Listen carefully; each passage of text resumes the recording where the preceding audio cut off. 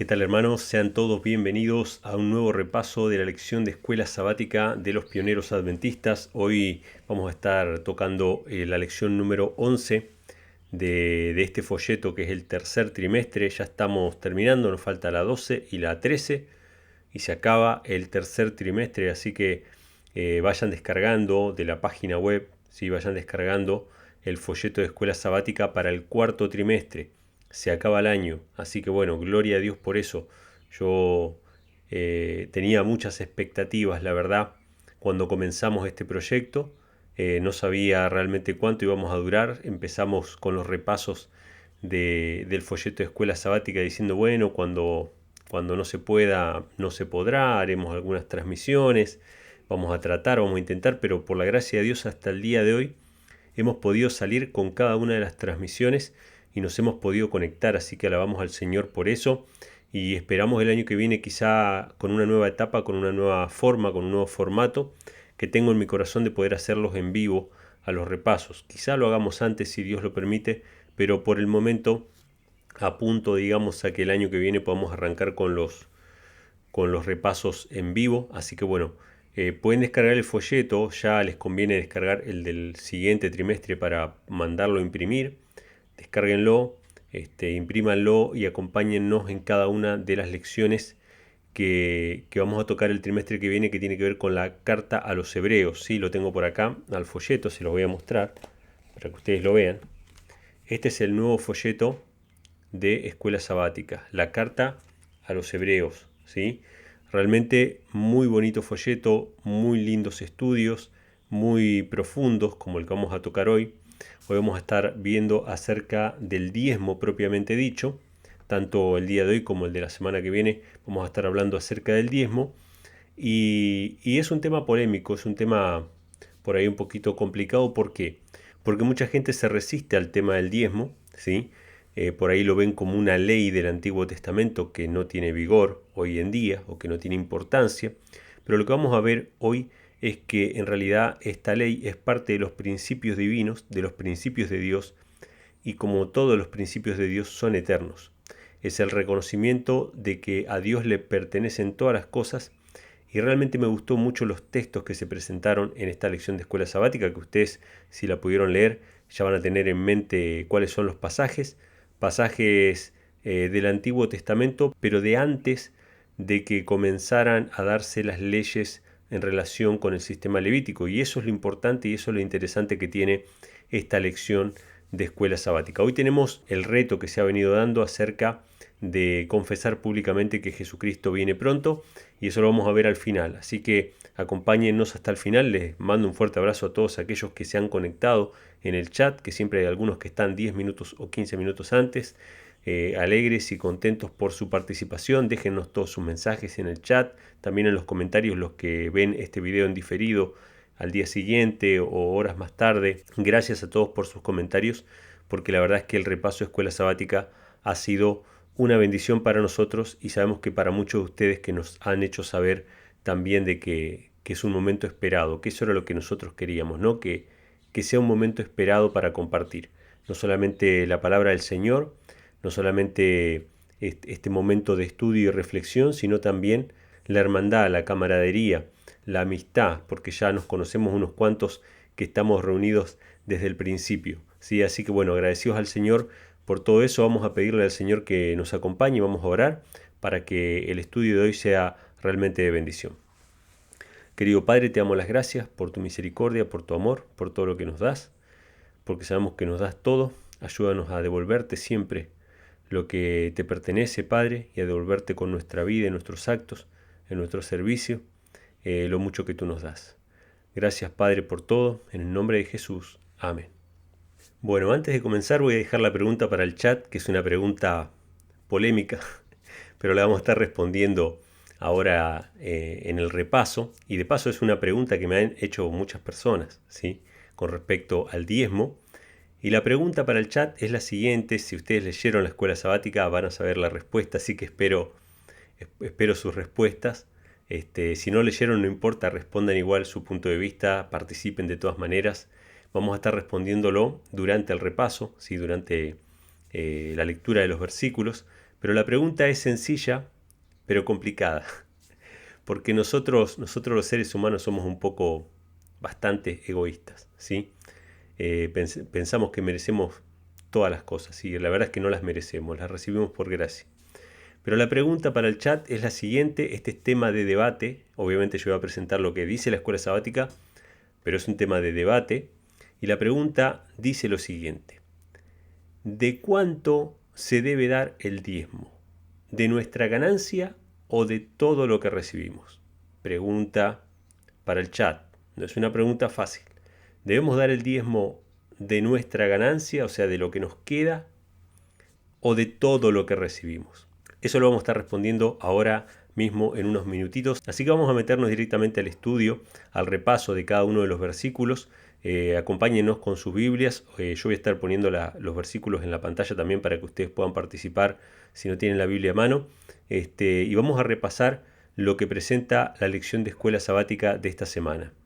Muy bien, hermanos, entonces la lección de escuela sabática nos habla acerca del diezmo propiamente dicho, y me gusta mucho porque se va a los orígenes, se va a 400 años antes de Moisés, lo vamos a ver también en los versículos bíblicos, y ya empieza desvelándonos que este tema del diezmo no es una cuestión del sacerdocio levítico, que no es una cuestión que instituyó Moisés, que evidentemente es un principio de Dios que existió desde siempre. Alguno podrá decir, bueno, fue instituido con Abraham, porque Abraham es el primero que se menciona en la Biblia que diezmó. Pero en realidad Abraham en el capítulo 26 de Génesis nos dice la Biblia, no lo estoy poniendo ahora en pantalla, pero creo que es 26.5, dice que Abraham guardó todos los mandamientos, preceptos y estatutos que Jehová le había mandado. Entonces, aunque la Biblia no presenta un acto de Dios de darle a Abraham mandamientos, preceptos, estatutos y leyes, la Biblia dice que Abraham los guardó. O sea que si Abraham guardó mandamientos, preceptos, estatutos y leyes, significa que Dios se los dio. Y si Dios se los dio, aunque no esté registrado el acto de Dios de darle leyes como a Moisés, evidentemente esas leyes fueron siempre iguales para todos. De hecho, para el mismo Adán, porque a Adán se le presentó el sistema de sacrificios y ofrendas. Caín y Abel, que justamente tienen un dilema o una discusión sobre cuáles serían los verdaderos sacrificios, diferentes puntos de vista. Caín ofrece sacrificios incruentos y Abel presenta sacrificios de sangre. Entonces, esto es una discusión sobre cuáles son los sacrificios que Dios demanda. Y nosotros no vemos una orden de Dios de decir, bueno, ustedes me van a ofrecer sacrificio todos los días o cada semana, no vemos nada de eso. Entonces, de ahí podemos sacar una conclusión muy importante. El hecho de que Dios, o que no esté registrado en Génesis, de que Dios le dio leyes a los patriarcas, no significa que los patriarcas no las tuvieran, porque evidentemente dice Génesis que Abraham guardó todos los preceptos, mandamientos, estatutos y leyes de Dios. O sea que Dios se los dio, por más que no haya un pasaje que diga que Dios se lo dio. Con respecto al sábado, ni que hablar. Hay mucha gente y muchos cristianos evangélicos sinceros que dicen, no, pero la Biblia no dice que Abraham guardó el sábado. Bueno, pero dice que guardó todos los mandamientos, preceptos, estatutos y leyes. Si guardó los preceptos, mandamientos, estatutos y leyes, evidentemente guardó dentro de esos mandamientos el sábado, que ya existía desde la creación. Entonces, ¿podemos concluir de que la ley de Dios es eterna, como dice en los Salmos? Sí, evidentemente la ley de Dios es eterna, existe para siempre y desde siempre, es un reflejo del carácter de Dios. La ley de Dios es un reflejo del carácter de Dios, es decir, es lo que nos muestra cómo Él quiere que nosotros seamos, que nos asemejemos a Él. Entonces, todos esos preceptos tienen una función. Obviamente son preceptos, voy a hacer la aclaración, porque ya no va a faltar un extremista. Son la ley de Dios o los mandamientos de Dios, tanto los 10 como todos los demás preceptos, es un reflejo del carácter de Dios adaptado al ser humano. Adaptado al ser humano, ¿sí? O sea, Dios no es un ser humano. Los ángeles guardan la ley de Dios, pero ellos no se casan ni se dan en casamiento. Pero nosotros sí nos casamos y nos damos en casamiento, por eso hay leyes que hablan del adulterio, que hablan de la fornicación y que hablan de un montón de otras cosas. Entonces, la ley de Dios es un principio que es el carácter de Dios. Los 10 mandamientos que vemos en Éxodo 20 y todas las demás leyes son una adaptación a la humanidad de ese carácter de Dios, ¿sí? y de su justicia y su misericordia. Entonces, digo esto porque a veces se toma esta declaración como argumento para otros temas, que no vamos a entrar ahora, ¿sí? Pero quiero aclarar, la ley de Dios que vemos en la Biblia es una adaptación para la humanidad del carácter de Dios, ¿sí? Por eso incluye muchas cosas de la vida cotidiana, de cuestiones que tienen que ver con nuestra naturaleza caída, ¿sí? Los ángeles de Dios que guardan la ley de Dios en el cielo no tienen naturaleza caída. O sea que la manera en que ellos la guardan no es la misma manera en que nosotros la guardamos, pero están en el mismo espíritu, ¿sí? Esto para que tengamos en cuenta. Podemos concluir entonces con esta pequeña introducción de que la ley de Dios ha existido desde siempre y obviamente la ley del diezmo ha existido desde siempre. Probablemente Adán y Eva también diezmaban, aunque la Biblia no menciona eso, porque Abraham de algún lado la recibió. O sea, no tenemos tampoco el precepto que le dice a Abraham, Abraham, a partir de ahora vas a diezmar, no hay un precepto. Pero evidentemente él lo sabía, y si él lo sabía, lo heredó, es decir, lo fue recibiendo de generación en generación. Recuerden ustedes que el primer escritor bíblico es Moisés, por lo tanto todos los anteriores a Moisés lo que hicieron fue una tradición oral, porque existía la capacidad física e intelectual para mantener perfectamente esa tradición en perfecto estado. Cuando el ser humano se degrada a medida que va pasando el tiempo, es necesario pasar por escrito la verdad de Dios. Ya no se le puede confiar a la memoria de los seres humanos o a la buena voluntad de los seres humanos, entonces ahora Dios manda por escrito a través de Moisés y a partir de ahí, ¿sí? No es más tradición oral, sino que ahora es escrito. Si no está escrito, no es verdad. O sea, Dios preserva su palabra y la mantiene a través de los siglos, ¿no? Pero bueno, el primer texto que nos presenta la escuela sabática es Génesis 14, que nos habla acerca de Abraham cuando diezmó, y esto está en Génesis 14 del 16 al 20, y dice así, esto está en el contexto de la batalla con los reyes que habían secuestrado a la familia de Abraham, y menciona, ¿no? Después de que Abraham fue y ganó la batalla, dice, recobró todos los bienes y también a Lot su hermano y sus bienes y también a las mujeres y a la gente. O sea, Abraham fue y recuperó todo, ¿no? Las personas que habían sido secuestradas y los bienes que habían sido robados. Y cuando volvía de la derrota de Kedorlaomer y a los reyes que con él estaba, salió el rey de Sodoma a recibirle al valle de Sabe, que es el valle del rey.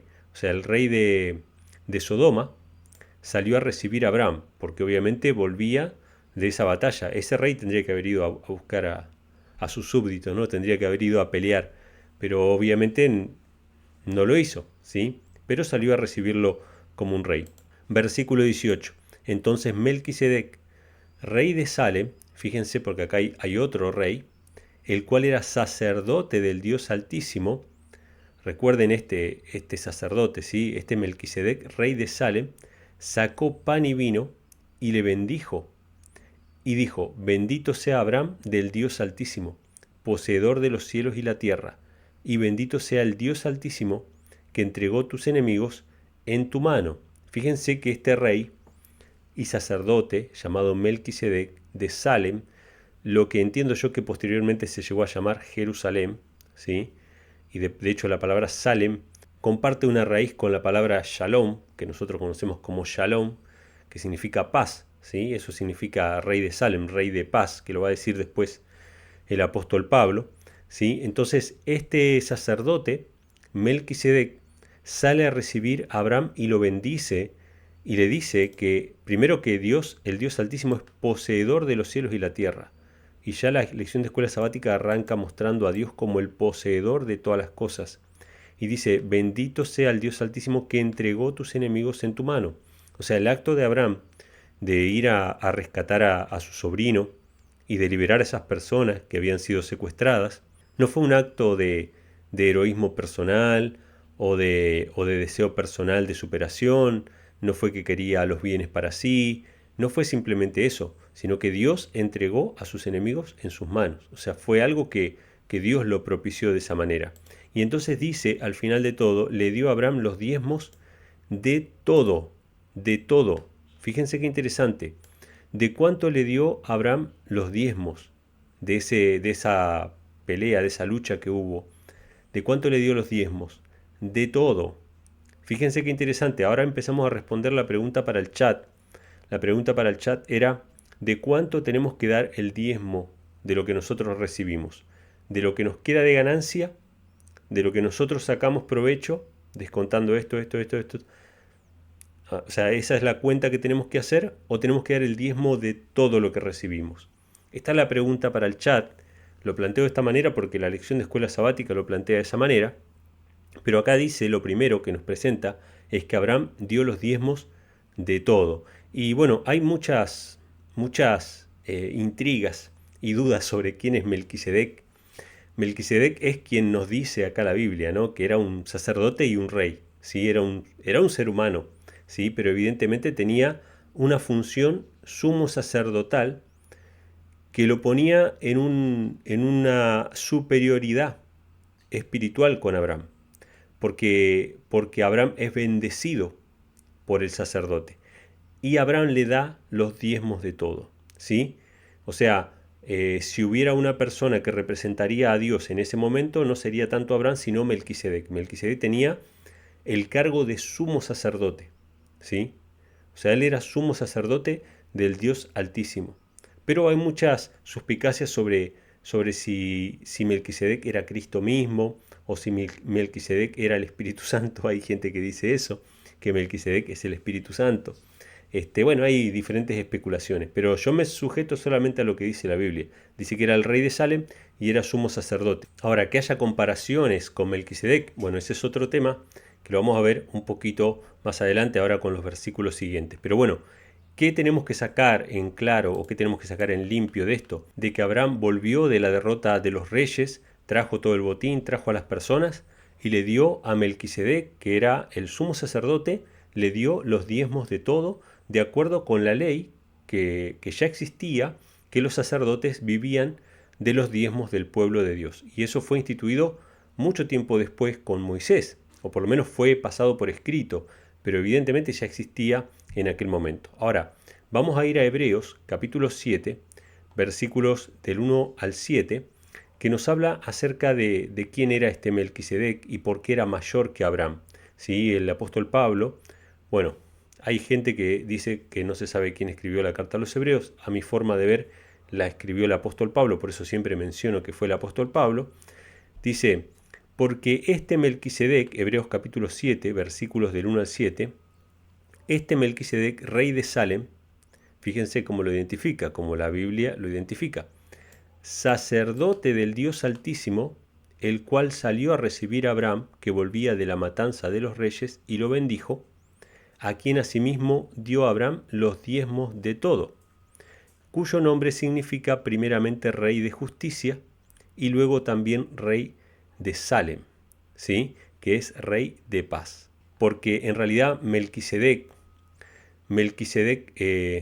sería como una unión de dos palabras. Lo voy a marcar acá para que ustedes lo vean. Melquisedec está acá, ¿sí? Melquí podría tomarse como la palabra rey, ¿sí?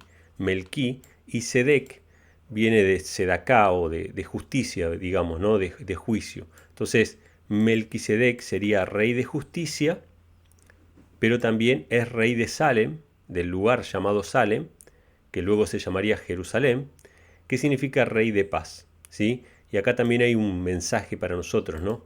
El que quiera encontrar la paz del Señor es el que tiene que andar en justicia. Si nosotros andamos en injusticia, nunca vamos a tener paz. Pero si andamos en justicia, si cumplimos los mandamientos del Señor, si somos obedientes por amor a Cristo, vamos a tener paz en nuestro corazón. Rey de justicia, rey de paz. Y en este sentido, obviamente Melquisedec es un símbolo de ¿quién?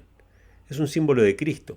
Entonces, este es el versículo en cuestión, el versículo 3. Esto no lo trae la lección de escuela sabática, esto es algo que acoto yo ahora porque siempre me preguntan sobre este tema y por eso lo traigo a colación. Dice el versículo 3 de Hebreos capítulo 7, dice que este Melquisedec es sin padre, sin madre, sin genealogía, que ni tiene principio de días, ni fin de vida, sino hecho semejante al Hijo de Dios. Entonces mucha gente lee este versículo y dice: ven, ahí está, ese es Jesús. O ven, ahí está, es el Espíritu Santo, o lo que fuera. El tema es que en realidad el versículo lo que está refiriéndose es que este Melquisedec aparece, digamos, repentinamente en la historia.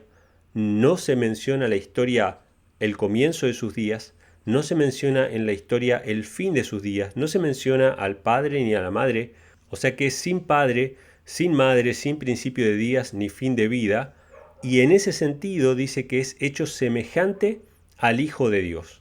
O sea, aparece de una manera repentina en el relato, no se menciona quiénes son sus antepasados, porque si ustedes se fijan, Abraham aparece quiénes son sus padres o quién es su padre, ¿sí? Y hay toda una genealogía hasta dónde, hasta Adán. ¿Sí? Nosotros si rastreamos la genealogía desde el rey David y posteriormente, bueno, Cristo y su genealogía, tiene la genealogía hasta Adán. Vayan al Evangelio de Mateo, aparece la genealogía de Cristo, desde Cristo hasta Adán y pasa por Abraham. Nosotros sabemos quién es el padre de Abraham, sabemos cuál fue el principio de sus días, el fin de su vida, pero no conocemos nada sobre Melquisedec. Es un personaje que aparece repentinamente y sale, solamente para dar ejemplo de quién es el sumo sacerdote y de que el sacerdocio es más antiguo que lo que Moisés instituyó o lo que le fue dado a Moisés. Esta es la función que tiene Melquisedec, ¿sí? Entonces mucha gente dice, no, pero este es Cristo. Si fuera Cristo, no diría hecho semejante al Hijo de Dios. ¿Por qué dice que fue hecho semejante al Hijo de Dios? Si Melquisedec es semejante al Hijo de Dios, no es el Hijo de Dios. Es alguien semejante al Hijo de Dios. O sea, es un ejemplo, es un símbolo del Hijo de Dios, ¿sí?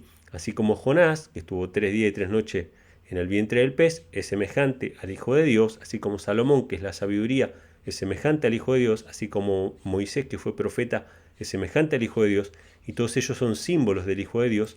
En este caso Melquisedec es símbolo del Hijo de Dios en su función sumo sacerdotal, pero no dice el texto que es el Hijo de Dios, sino diría, en vez de decir hecho semejante al Hijo de Dios, diría, pues era el Hijo de Dios, y no lo dice. Entonces después hay quienes dicen, no, entonces este es el Espíritu Santo, porque no tiene padre ni madre. Hermanos, sujetémonos a lo que dice la Biblia. La Biblia dice claramente que era un sacerdote y que era un rey, que era el rey de Salem. Solamente que no se menciona quiénes son sus padres, de dónde viene, cuándo murió, si tuvo hijos, etc. No se menciona nada de eso. Entonces dice que este sacerdote permanece sacerdote para siempre. Considerad pues cuán grande era este, a quien aún Abraham el patriarca dio los diezmos de los despojos. O sea, evidentemente el sacerdocio, según el orden de Melquisedec, era superior incluso al sacerdocio levítico. Y era tan grande este, dice que incluso Abraham le dio los diezmos de todo, y de Abraham fue que salió Leví, ¿sí? Y Leví estaba en los lomos de Abraham, dice, ¿no? Versículo 5. Y ciertamente los que de entre los hijos de Leví reciben el sacerdocio tienen mandamiento de tomar del pueblo los diezmos según la ley, es decir, de sus hermanos, aunque también estos hayan salido de los lomos de Abraham. Mas aquel cuya genealogía no es contada entre ellos, fíjense acá, aquel cuya genealogía no es contada entre ellos, esto significa sin padre, sin madre, sin comienzo de días ni fin de vida, no hay genealogía, no hay un registro. Aquel que no tiene un registro en la genealogía, tomó de Abraham los diezmos y bendijo al que tenía la promesa. Dice, y sin contradicción alguna, el menor es bendecido por el mayor. Acá nos dice claramente, ¿no? El menor es bendecido por el mayor. O sea que Melquisedec evidentemente era mayor que Abraham. Esto tiene mucha importancia, hermanos, porque si nosotros nos ponemos, y yo sé que estas son por ahí excusas, ¿no? De la gente que le parece que el diezmo no debería darse o que es una cuestión levítica del Antiguo Testamento. Evidentemente, si el diezmo ya existía antes de Leví, antes de Moisés, ya existía antes de todo ese sistema de sacrificio y ofrenda que fue instituido en el santuario terrenal, con toda la cosa, ya habían sumo sacerdote, ya recibía los diezmos y era mayor que Abraham. Evidentemente el diezmo es un principio bíblico eterno que viene del Creador, ¿sí? Que se nos demanda a nosotros y que de ninguna manera terminó en la cruz del Calvario o terminó con el sacerdocio levítico, ¿sí? Entonces, fíjense lo que pasó después de que Abraham le diera a Melquisedec los diezmos de todo. Génesis capítulo 14, versículos 21 al 24, nos habla acerca del rey de Sodoma, ¿sí? Que quiso hacer una especie de trato con Abraham. Quédate con esto, yo me quedo con aquello, ¿sí? Génesis 14, versículos 21 al 24. Entonces el rey de Sodoma dijo a Abraham: dame las personas y toma para ti los bienes. Esta iba a ser la ganancia de Abraham. Esta iba a ser la ganancia de su trabajo. Le iba a devolver a las personas y él se iba a quedar con los bienes, ¿sí? Y que obviamente tenía que repartir incluso con los que le ayudaron, porque Abraham no fue solo a pelear, sino que fue con otras casas, con otras familias.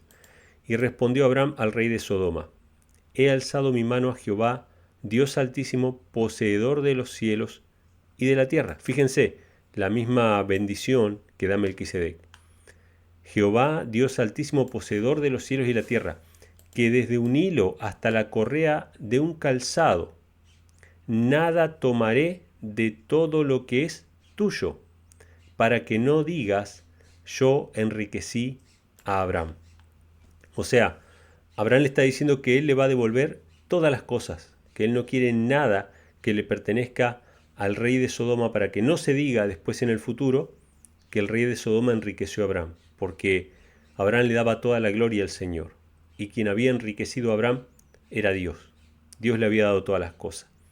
Entonces dice que él iba a sacar, excepto, dice, solamente lo que comieron los jóvenes y la porción de los varones que fueron conmigo, Aner, Escol y Mamre, los cuales tomarán su porción. O sea, el pacto o el compromiso que él tenía con Dios, obviamente no se lo exigía a las otras personas que fueron a luchar, se iban a llevar su parte del botín, él iba a cumplir con ellos, pero fíjense qué interesante, antes de todo esto, antes de entregarle las cosas al rey de Sodoma, antes de entregarle su porción a los que habían ido con él, ya Abraham había separado los diezmos de todo para dárselo a el rey de Salem, a Melquisedec. O sea, él había separado, antes de separar la ganancia, antes de repartir, antes de devolver, él ya había separado los diezmos de todo. Y está la pregunta para el chat, ¿no? ¿De cuánto tenemos que dar el diezmo? ¿De nuestra ganancia? Descontando impuestos, descontando esto, descontando los servicios, descuento todo eso y de lo que me queda, ¿de eso voy a dar el diezmo o tengo que dar los diezmos de todo? Bueno, según lo que presenta la escuela sabática, según lo que presentan estos versículos, Abraham dio el diezmo de todo antes de devolverle al rey de Sodoma y de pagar las partes de los que habían ido con él. Ahora, quiero destacar algo también acá, que mucha gente dice, no, lo que pasa es que el diezmo es solamente comida. Sí, evidentemente en algún momento era comida, eran granos que se recogían de los que tenían campos, ¿no? Tenían que diezmar de su grano. Pero fíjense que acá cuando menciona acerca del botín que se rescató, del cual fue diezmado, Abraham dice que hizo una promesa que desde un hilo hasta la correa del calzado nada tomaría de lo que es tuyo. O sea, cuando menciona un hilo o la correa de un calzado, está hablando de bienes materiales, no eran granos, no eran simplemente comida. Acá habían bienes materiales, había ropa, habían telas, había oro, había un montón de bienes materiales, eran riquezas que se podían contabilizar. Y todas esas riquezas fueron diezmadas por Abraham antes de devolverle al rey lo que le pertenecía. Pero es bueno que se mencione acá, ¿no? Un hilo o la correa de un calzado, porque está hablando de bienes materiales, ¿sí? De riquezas, de dinero en definitiva. Que en realidad el dinero es una promesa de un bien material, ¿sí? Es una promesa de alimento, es una promesa de vestido o es una promesa de algún bien, pero el dinero en sí mismo es papel. El papel no sirve para comer ni para vestirse, ¿sí? Pero es la promesa, es un compromiso de que eso va a ser recibido a cambio de una riqueza. Entonces cuando viene gente y dice, no, pasa que el diezmo nunca fue dinero, el diezmo era comida. Bueno, acá dice que Abraham diezmó de todo el botín y en todo el botín probablemente había comida, pero también habían bienes materiales. Ahora, una de las preguntas que hace la escuela sabática destacar y para dejar bien claro de que el diezmo es mucho antes de Moisés y mucho antes del sistema levítico, es cuánto tiempo antes de Moisés ya existía el diezmo. Yo en la introducción que hice mencionaba que esto sí es parte de la ley y tiene que existir desde siempre, porque es parte de la ley de Dios, ¿no? Pero bueno, Génesis capítulo 15, versículo 13, se le dice a Abraham lo siguiente. Entonces dijo a Abraham, se lo dijo Dios, ten por cierto que tu simiente será peregrina en tierra no suya o extranjera, y servirá a los de allí y será afligido por 400 años. ¿Cuánto tiempo antes de Moisés Abraham ya había recibido la ley del diezmo y él ya conocía sobre esta ley? 400 años antes de Moisés. En Éxodo capítulo 12, versículo 40 dice, el tiempo que los hijos de Israel habitaron en Egipto fue 430 años, ¿sí? O sea que estamos hablando de 400 años antes de Moisés, ya los hijos de Dios, en este caso Abraham, después vamos a ver otro ejemplo, sabían del diezmo y diezmaban, ¿sí? Conocían este principio de que a Dios le pertenece todo y que la 10ª parte era para él. Y en Números 18, versículo 21 dice, la orden y la ley del diezmo dice, aquí yo he dado a los hijos de Leví todos los diezmos en Israel por heredad, por su ministerio, por cuanto ellos sirven al ministerio del tabernáculo de la congregación. O sea, esto es cuando fue dada la ley del diezmo, 400 años después que Abraham ya había diezmado, ¿sí? O sea que esta no es una ley levítica, esta no es una ley sujeta al santuario terrenal, al santuario de Jerusalén, no es una ley sujeta a ese sistema, evidentemente es un principio anterior, ¿sí? Ahora, otro ejemplo que nos da la lección de escuela sabática es el ejemplo de Jacob. El ejemplo de Jacob se encuentra en Génesis capítulo 28, versículos 20 al 22, y dice lo siguiente, e hizo Jacob un voto diciendo, si Dios va conmigo y me guarda en este viaje que voy, y me da pan para comer y vestidura para vestir, y si vuelvo en paz a casa de mi padre, Jehová será mi Dios, y esta piedra que he puesto por columna será casa de Dios, y de todo lo que me dieres, el diezmo apartaré para ti. Nuevamente vemos acá a Jacob y menciona una serie de bendiciones que le reclama al Señor, de protección, ¿no? De que él pueda venir en paz. Dice que lo guarde en el viaje, que le dé pan para comer y vestidura para vestir. Fíjense que el diezmo no puede ser solamente comida, sino que son los bienes materiales en general, porque él reclama pan para comer y vestidura para vestir. Dice que él espera que Dios se lo dé. Si Dios le da el pan y le da la vestidura, él va a servir a Jehová, Jehová va a ser su Dios, y dice, de todo lo que me dieres, ¿qué le iba a dar? Le iba a dar pan y le iba a dar vestiduras. O sea que no es solamente comida el diezmo, sino que son los bienes materiales en general. El diezmo apartaré para ti. Y otra cosa importante, de todo de lo que me dieres. Respuesta para la pregunta del chat, de todo lo que me dieres, el diezmo apartaré para ti. O sea que se hace más o menos el recuento general de lo que recibimos y de eso se saca la 10ª parte, más allá de los gastos o las cosas que tengamos que pagar aparte, ¿no? Entonces, acá tenemos el ejemplo de Jacob, ¿sí? Ya tenemos a Abraham y tenemos a Jacob que mucho tiempo antes de que Moisés existiera ya diezmaban y conocían esta ley del diezmo. Ahora, ¿cómo es posible que Jacob conociera de esta ley del diezmo? Bueno, lo dice el mismo libro de Génesis, en el capítulo 18, versículo 19, hablando acerca de Abraham, Dios dice, porque yo lo conozco, sé que mandará a sus hijos y a su casa después de sí, que guarden el camino de Jehová haciendo justicia y juicio, para que haga venir Jehová sobre Abraham lo que ha hablado acerca de él. O sea, Dios sabía que Abraham iba a mandar a su casa después de sí que guarden la justicia y el juicio. Y la justicia y el juicio es la ley, ¿no? El cumplimiento, la obediencia de los mandamientos de Dios. Dentro de esos mandamientos estaba la ley del diezmo. Y esa ley del diezmo fue la que cumplió Jacob, la descendencia de Abraham, ¿sí? Y de Jacob, obviamente, los 12 hijos de Jacob, entre los cuales, de esa descendencia de Leví, vino Moisés. O sea que Moisés, cuando escribe la ley del diezmo, no es que Dios se lo dijo por primera vez, ellos ya conocían la ley del diezmo. Simplemente se pasa por escrito y se ponen ordenanzas específicas acerca de cómo llevar a cabo esos diezmos, ¿no? Ahora, teniendo en cuenta todo esto que hemos visto y viendo que esta ley es una ley importante que trasciende al sacerdocio levítico, viendo que Melquisedec es un símbolo de Cristo y de que hoy no estamos sin sumo sacerdote, todo lo contrario, hoy estamos con el más grande de todos los sumos sacerdotes, el sacerdote que era prefigurado por todos aquellos sumos sacerdotes. En Hebreos capítulo 3, versículo 1 dice: por tanto, hermanos santos, participantes del llamamiento celestial, considerad al apóstol y sumo sacerdote de nuestra profesión, Cristo Jesús. O sea, Cristo Jesús es sacerdote según el orden de Melquisedec. Melquisedec simplemente era un símbolo de Cristo. Melquisedec recibió los diezmos de parte de Abraham, porque Melquisedec era mayor que Abraham.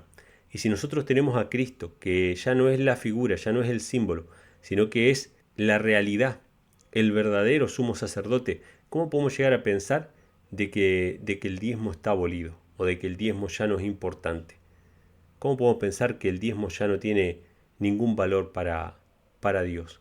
Evidentemente el diezmo sigue vigente. Ahora, lo que nos pasa a nosotros, lo que nos pasa a los cristianos, es que queremos evadir la responsabilidad de definir a dónde vamos a enviar esos diezmos. Y esta es una pregunta muy frecuente. La gente me dice, ¿ahora a dónde vamos a enviar los diezmos? ¿Qué hacemos con los diezmos?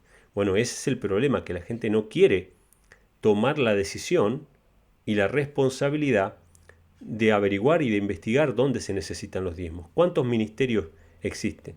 Algunos ministerios que son de sostén propio, otros ministerios que son de la iglesia, incluso de la iglesia adventista, pero que trabajan de una manera más independiente, que tienen sus propias publicaciones. ¿Cuántos canales de televisión hay? ¿Cuántas cadenas de radio hay? ¿Cuántas personas hay que están predicando? Hay un montón de personas. Ahora, lo que pasa es que nosotros queremos la comodidad de que alguien nos diga, bueno, mire, usted ponga los diezmos acá y no se preocupe que acá va a estar todo bien. Y evidentemente ningún ministro que sea responsable le va a decir eso.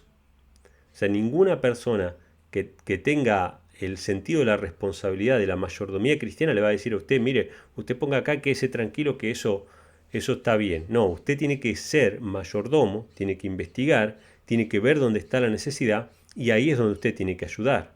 ¿Sí? Obviamente cuando hay personas que dicen es acá, evidentemente es la primera señal de que no es ahí. ¿Sí? Eso ténganlo claro, porque esto nos pasa muy seguido también a nosotros, ¿no? De que vemos a personas que dicen, no, pero Dios quiere que usted ponga acá. Bueno, eso es algo muy subjetivo. Entonces usted tiene que hacer su investigación, usted tiene que orar, pedirle al Señor que le diga dónde tengo que dar los diezmos. Y una vez que usted sabe, usted da los diezmos en ese lugar. ¿Sí? Y no tiene que importarle lo que otras personas le digan. Si usted en su conciencia está tranquilo de que ahí es donde Dios quiere, ahí es donde usted tiene que enviarlo. Pero nosotros no queremos esa responsabilidad. Estábamos cómodos cuando en la iglesia nos decía, usted ponga acá, si ellos hacen mal es problema de ellos, pero usted ya cumplió con el Señor. Y eso no es así. Entonces tenemos que nosotros determinar, estudiar, orar, investigar y dar los diezmos al Señor como Él lo quiere para que el avance de su obra siga adelante, ¿sí? Para el sostén de los ministros. ¿Sí? Otra pregunta que hace la gente mucho, ¿los diezmos se le puede dar a las personas pobres? En realidad la Biblia no enseña eso. La Biblia enseña que el diezmo es para el sostén de los ministros, para los ministerios, para la predicación del Evangelio, y que nosotros damos ofrendas aparte, o en todo caso otro diezmo, para los pobres. Pero lo que es del Señor es para los sacerdotes, para los que trabajan en la causa del Señor, ¿sí? Que no tienen por ahí otro sustento o otra fuente de ingreso. Pero esta es una pregunta muy frecuente. Ahora, yo no le voy a decir a nadie qué es lo que tiene que hacer. Si usted quiere dar los diezmos a los pobres, puede hacerlo. Pero si me pregunta a mí, obviamente yo no le puedo decir que eso está en la Biblia. Yo no le puedo decir que eso es bíblico, ¿sí? Ahora, si usted lo hace en su conciencia, justamente por eso es la responsabilidad individual. Yo no me voy a enojar ni me voy a poner triste si usted quiere hacer con los diezmos lo que usted quiera o no quiere darlo. o quiere pagar, qué sé yo, unos impresos, lo que usted quiera, puede hacerlo. Pero la Biblia enseña que el diezmo es para el sostén de los ministros. ¿Sí? Eso es lo que yo puedo decir porque es lo que la Biblia enseña. Después hay ofrendas para impresos, ofrendas para los pobres, ofrendas para las viudas, ofrenda para un montón de cosas, u otros diezmos. Pero eso es lo que yo entiendo por lo que la Biblia dice. Hago toda esta aclaración porque mucha gente me pregunta esto.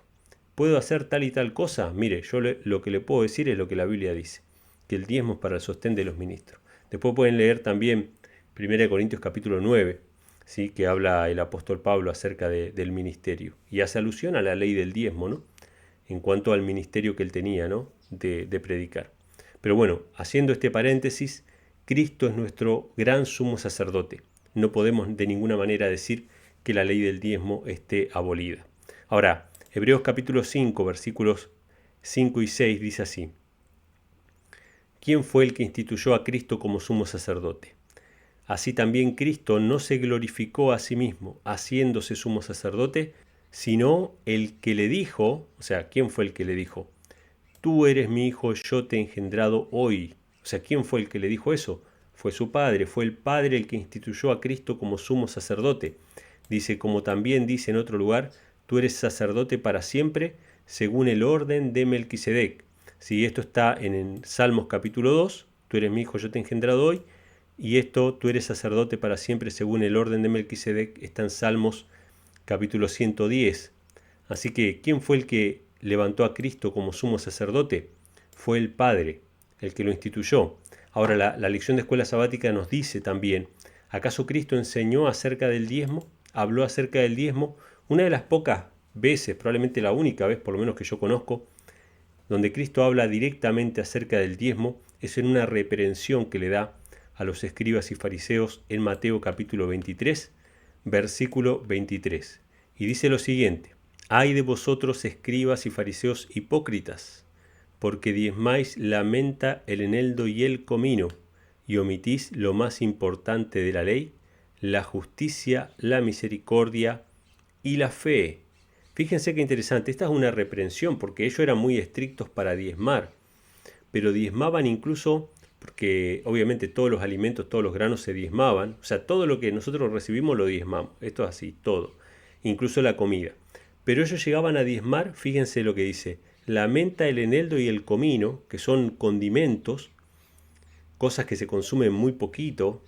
Es como que yo agarre, qué sé yo, me regalan un paquete de sal fina para comer y yo digo, bueno, voy a diezmar la sal fina. Se iban a esos extremos por ahí un poco absurdos, entonces saco un 10% de ese paquetito de sal. Yo no creo que sean así las cosas. O sea, yo creo que nosotros cuando damos los diezmos los damos con practicidad para que la obra avance. Yo no le voy a enviar a un ministro un paquete de arroz, un paquete de fideos. Yo le voy a dar el dinero para que él compre la comida que él necesita, la que él quiera, la que a él le parezca mejor, la más prudente. ¿Sí? No voy a ser tan ingenuo de hacer eso. Si lo digo porque hay personas que me lo han planteado. ¿Por qué no puedo dar el diezmo en comida? ¿Y por qué no le sirve en comida? Porque por ahí él tiene que cargar gasolina, por ahí tiene que pagar la luz, por ahí tiene que pagar otras cosas. ¿Sí? Usted tiene que darle el dinero al ministro para que el ministro decida qué es lo que va a hacer con el dinero. ¿Sí? Pero no podemos llegar a ese extremo. Entonces dice que esta gente diezmaban el eneldo y el comino, o sea, cosas muy pequeñitas. Ellos se fijaban a ver si estaba el diezmo o no, pero se olvidaban de lo más importante de la ley, que era la justicia, la misericordia y la fe. O sea, ellos, por el tema del diezmo, no eran misericordiosos, no eran justos, no tenían fe, dejaban lo más importante de la ley. Ahora, Jesús dice, esto era necesario hacer sin dejar de hacer lo otro. Voy a remarcar esto, sin dejar de hacer lo otro. Usted necesita centrarse en la justicia, la misericordia y la fe, pero sin dejar de diezmar. Usted no puede venir y decir, no, pero acá lo importante es la justicia, la misericordia y la fe, el diezmo no es importante. Jesús no enseñó eso. Jesús enseñó que lo más importante de la ley era la justicia, la misericordia y la fe. Y eso era necesario hacer sin dejar de hacer lo otro. No como justificativo para violar la ley de Dios, no como justificativo para ya no diezmar y robarle al Señor. Jesús enseñó sobre el tema del diezmo, dijo que lo más importante era la justicia, la misericordia y la fe, pero había que cumplir eso sin dejar lo otro. Lo mismo que con el sábado. El sábado estaba lleno de mandamientos de hombres. Jesús sacó los mandamientos de hombres, les enseñó a practicar misericordia en el sábado, a sanar a los enfermos, a ayudar a los necesitados en sábado, pero sin dejar de observar el sábado. Jesús dijo, es lícito hacer el bien en sábado. Es lícito hacer el bien en sábado. Entonces, hermanos, Jesús sí también mencionó acerca del diezmo, aunque escuetamente, pero tiene mucha enseñanza este pasaje. Pero bueno, hasta acá el repaso de hoy. Espero que se haya entendido, que haya sido de bendición. La respuesta para la pregunta del chat era clara en todo, por lo menos en todos los versículos, de que nosotros damos el diezmo de todo lo que recibimos, ¿sí? Yo los voy a estar leyendo obviamente en los comentarios y voy a estar respondiendo a todos sus comentarios ahí en el chat, así que agradecidos a todos por su participación, agradecidos también por darle a like, agradecidos por compartir este video, por los comentarios que dejen, por suscribirse al canal también, porque si se suscriben, obviamente cada vez que saca un video nuevo durante la semana ustedes se van a enterar, les va a salir la notificación de que salió un video nuevo, lo van a poder ver, y que compartan el video después que termine el estreno. Ustedes pueden compartirlo en sus redes sociales, pueden compartirlo en WhatsApp, en sus páginas de Facebook, ¿sí? a sus contactos para que lo puedan ver y puedan enterarse sobre estos temas y puedan seguir con nosotros la lección de escuela sabática. Hermanos, nos quedan 2 lecciones y se termina la lección del tercer trimestre y comienza la del cuarto, que es la carta a los hebreos parte 1, porque la siguiente también va a ser carta a los hebreos, con mucha información, con mucho estudio, con algo realmente muy profundo, que es poder estudiar, como mencionamos hoy, a Cristo como sumo sacerdote, ¿sí? Todo lo relacionado con el sistema del santuario, que va a abarcar la lección de escuela sabática. Así que no se olviden de descargar la lección, mándenla a imprimir, les va a quedar muy parecido a esto, ¿sí? Nosotros la estamos mandando a imprimir a una imprenta que imprime minorista, digamos, ¿no? Por ahí hacemos 150 o hacemos 200, ¿sí? Para los hermanos que están acá en Puerto Rico y algunos hermanos que nos solicitan ahí en Estados Unidos. Pero ustedes pueden mandar a imprimir 10, 5, 2, las que necesiten para su iglesia, para su congregación. Le va a quedar así. En cualquier imprenta lo manden a imprimir, lo hacen por demanda. No tienen que hacer miles, pueden hacer un poquito solamente para la iglesia y pueden acompañarnos con las lecciones de escuela sabática en el próximo trimestre, que va a ser el último, ¿sí? de este año 2023. Pues bueno, llegamos entonces al momento del desafío que se está llevando a cabo, una cruzadera de mensajes que se van a ir haciendo cada vez más por lo que veo, ¿sí? donde un hermano proclama abiertamente, como comenzó el hermano Daniel Castelblanco, Maranata, Jesucristo viene pronto, lo declara públicamente, que eso es un testimonio que de hecho queda grabado, ¿sí? No es fácil hacerlo, declarar públicamente algo, y reta a otro hermano a hacer lo mismo. El otro hermano no está obligado a hacerlo, ¿sí? Porque cada uno da testimonio como quiere. Pero si acepta, entonces ese hermano graba el mensaje de la misma manera, aceptando el reto, declara públicamente que Jesucristo viene pronto, Maranata, y reta a otra persona, ¿sí? Y así sucesivamente. Yo no voy a poner todas desde el principio, voy a poner solamente las que hicieron nuestros hermanos Richard y Beatriz y nuestro hermano Fernando y Sonia, porque ellos todavía tenían retos pendientes, y voy a poner los que nos mandaron esta semana, ¿sí? Así que bueno, vemos los retos, cómo se han ido sucediendo uno tras otro, y después volvemos para despedirnos del programa de hoy. Buenas tardes, mis queridos hermanos. Mi nombre es Fernando Restrepo, saludándolos desde las montañas de Puerto Rico. Buenas tardes, mi nombre es Sonia González, saludando desde Utuado, Puerto Rico. Y aceptando el reto de mi querida hermana Victoria, Maranata, Cristo viene pronto. Y aprovecho para hacerle el reto a mi querida hermana Lizzy Palos. Yo también aceptando el reto de mis hermanos Víctor y Tania. Y aprovecho para darle el reto a nuestro hermano Juan Carlos, a quien cariñosamente llamamos Juanqui. Y de una vez invitarles a que continúen estudiando con nosotros la lección de escuela sabática. Dios les bendiga rica y poderosamente. Maranata, el Señor viene. Saludos, feliz sábado a todos mis hermanos. Le habla Lizzy Palos de aquí de la ciudad llanera Tuabaja, Puerto Rico, contestando el reto que me hiciera mi hermano Fernando Restrepo de las montañas de Utuado, diciéndole: Maranata, Cristo viene y viene muy pronto, preparémonos. Así también para hacerle el reto a mi hermana y familia Marielena Cacique y Albarrán, su familia, para que conteste a este reto y también para que compartamos y estudiemos la escuela sabática que se titula Diezmos y Ofrendas, que se dan todos los sábados a las 5 de la tarde. Dios me los bendiga.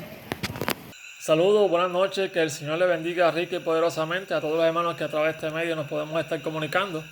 Mi nombre es Juan Carlos, me dicen Juanqui. Solamente exhortándoles a que cada uno de nosotros, cada día, nos estemos preparando para el pronto regreso de nuestro Señor Jesucristo. Bendiciones, Maranata. Saludos a Juan, que reto es para ti. Dios te bendiga. Muy buenas tardes y feliz sábado, mis queridos hermanos. Les saludamos desde Virginia, en Estados Unidos. Mi nombre es Richard. Y el mío, Beatriz. Y estamos aquí cumpliendo el reto que nuestros hermanos y amigos de Puerto Rico nos hicieron. Hablo de la familia López Sáez, en especial de nuestra hermana Tania. E invitarles, hermanos, a seguir participando de nuestro estudio de escuela sabática del folleto Diezmos y Ofrendas. A la vez, hacerle extensivo esta invitación y reto a nuestros hermanos de Argentina, el hermano Rodrigo y Dayana. Queremos también anunciar públicamente que Cristo viene pronto. Maranata. Dios los bendiga, hermanos. Que el Señor los bendiga rica y poderosamente. Bendiciones. Amén. Saludos, mis queridos hermanos, soy Rodrigo. Saludos, mis hermanos, soy Dayana. Desde Buenos Aires, Argentina, aceptando el reto de Richard y de Beatriz, su esposa, queremos declarar públicamente que Cristo viene pronto. Maranata. Amén. Entonces aparecerá la señal del Hijo del Hombre en el cielo, y entonces lamentarán todas las tribus de la tierra, y verán al Hijo del Hombre viniendo en las nubes del cielo, con poder y gran gloria. Mateo 24:30. Amén. Cristo viene pronto. Amén. Y hacemos extensivo este reto a la familia de Nicolás Sabela y Camila, su esposa. Que Dios los bendiga. Y el Espíritu de Cristo llene sus corazones. Amén. Amén, gloria a Dios. Muchas gracias, hermanos, por participar en este reto. Si alguien quiere iniciar un nuevo reto, o sea, aunque no los mencionen a ustedes están viendo y quieren grabarse diciendo Maranata, Cristo viene pronto, y retar a otra persona que vea la escuela sabática o que se pueda llegar a enterar mirando la escuela sabática, mándenmelo al video y lo vamos a estar poniendo en este espacio. Así que bueno, hermanos, llegamos al final. La semana que viene tenemos la lección número 12, ¿sí? Que también vamos a seguir hablando acerca del diezmo, y la siguiente semana la lección número 13, y se acabó el tercer trimestre. Así que estamos ya en la recta final. Gracias a todos por acompañarnos, gracias a todos los hermanos que participaron en el chat, respondiendo la pregunta, dejando sus comentarios, sus saludos, todos sus mensajes. Para nosotros es una bendición, y Dios mediante nos vamos a encontrar la semana que viene para seguir estudiando esta apasionante lección de escuela sabática llena de enseñanzas para cada uno de nosotros. Vamos a orar y después nos despedimos como de costumbre. Querido Padre, te damos las gracias porque tú nos das todas las cosas. Todo lo que recibimos lo recibimos de ti, desde el aire que respiramos, el alimento que consumimos, el techo, el vestido, y este gran precioso mensaje de la resurrección, de la vida eterna, de volver a nuestro hogar. Este mensaje lo recibimos de ti. Ayúdanos a devolverte, dando tanto a los que necesitan, como al avance de la obra, como a aquellos que no conocen el Evangelio, dando nuestro testimonio.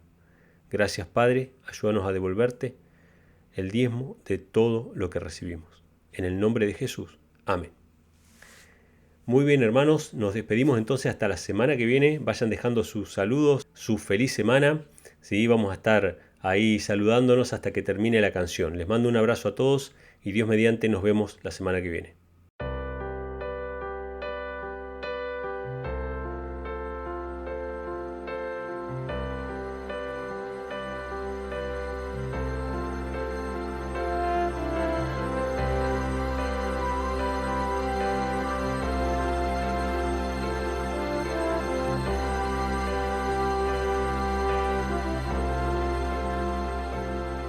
Cuando escucho el canto de las aves,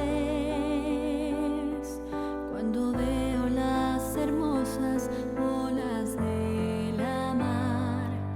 Cuando siento el aire que respiro, yo me gozo en tu sábado, Jesús, porque la señal entre tú y yo, y me recuerda que eres mi creador, monumento de tu amor, tu poder y tu grandeza. Bendito es tu sábado, Jesús. Cuando tú creaste esta tierra, 6 días trabajaste, mas el séptimo santificaste y dejaste escrito este bello mandamiento. 6 días trabajarás, mas el séptimo guardarás.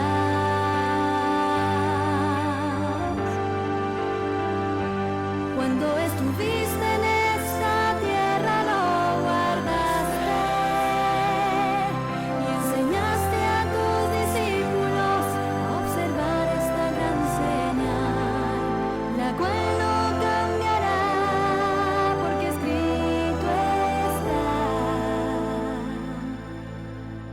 Cielo y tierra pasarán, mi palabra y mi ley jamás,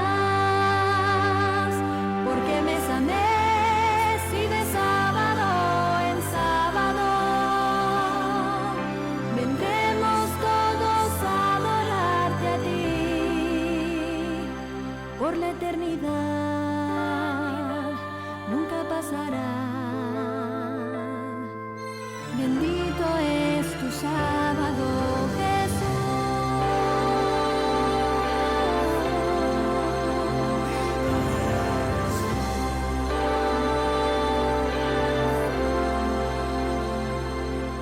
Cuando observo tu creación, me lleno de tu paz, pues sé que hallo consuelo en ti, Jesús.